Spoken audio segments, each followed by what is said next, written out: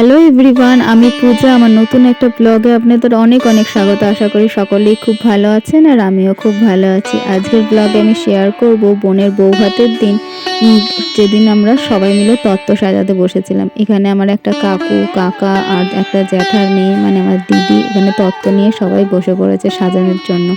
আমরা বসেছিলাম প্রায় 1টার সময় আর আমাদের তত্ত্ব সাজাতে সাজাতে সন্ধ্যে 7টা হয়ে গেছে। এই যে আমার মামার মেয়ে, কাকার ছেলে, ওরা তত্ত্বসূচিতে সব নাম ঠাম লিখছে। এই যে তত্ত্বগুলো একবার দেখুন, আমাদের প্রায় 23খানা তত্ত্ব হয়ে গেছিলো।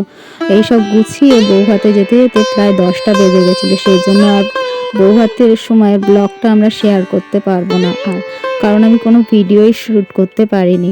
তার মধ্যে আমরা সবাই একটু ব্যস্ত ছিলাম, আমরা গেছিলামই তো বললাম 10টার সময়, তাই আর কোনো ব্লগ আসবে না।